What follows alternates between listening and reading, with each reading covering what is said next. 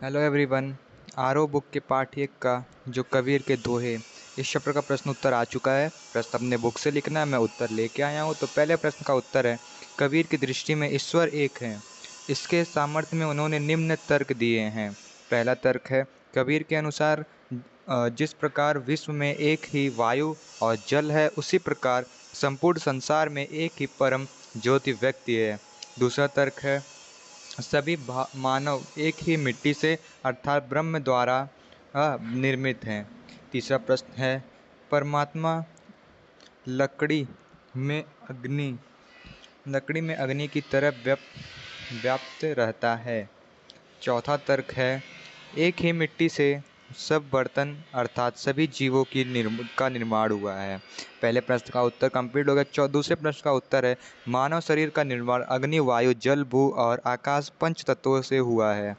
दूसरा प्रश्न का उत्तर कंप्लीट हो गया। तीसरे प्रश्न का उत्तर है, कबीर की दृष्टि में ईश्वर का स्वरूप अविनाशी है। कबीर दास के कहने का तात्पर्य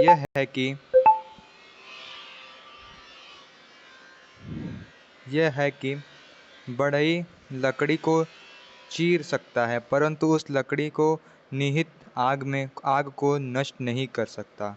मतलब कि लकड़ी को चीर सकता है, उसके अंदर का जो आग रहता है उसको ख़त्म नहीं कर सकता है जो बढ़ई होता है। वैसे ही मनुष्य का शरीर भले नश्वर है, परंतु शरीर में व्याप्त आत्मा अर्थात परमात्मा अमर है।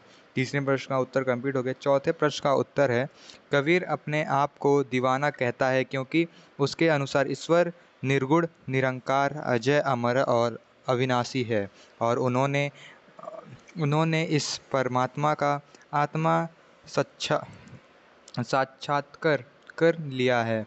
अब वे राग राग द्वेष, अहंकार और मोह माया से दूर होकर निर्भय हो चुके हैं। अतः ईश्वर के सच्चे भक्ति होने के कारण दीवाने हैं। चौथे प्रश्न का उत्तर कंप्लीट हो गया। पांचवें प्रश्न का उत्तर है, कबीरदास इस संसार को बौराया हुआ अर्थात पागलपन की स्थिति तक पहुंचा पहुंचा हुआ बताते हैं।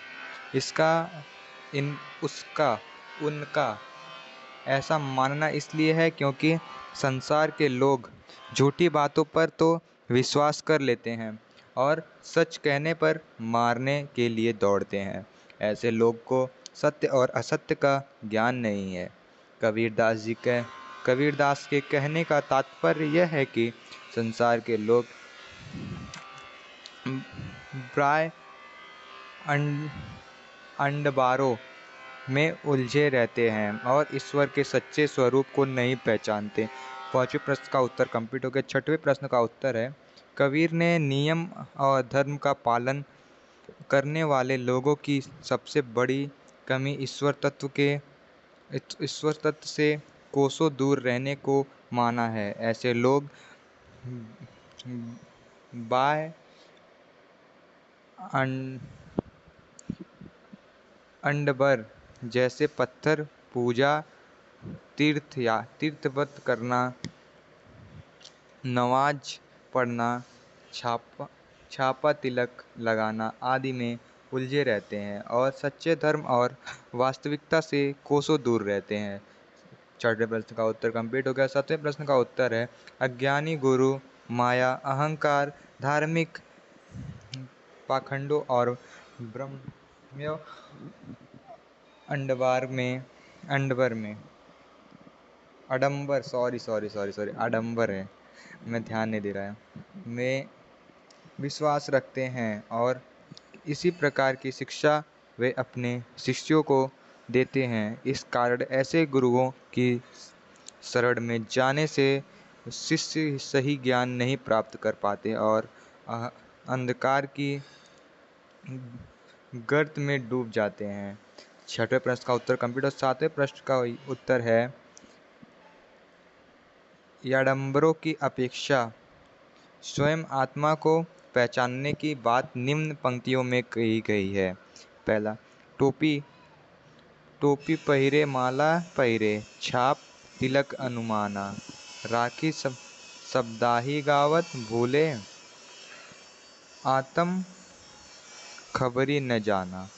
इन पंक्तियों का आशय यह है कि हिंदू और मुस्लिम दोनों धर्मों के लोग प्राय आडंबर में उलझे रहते हैं।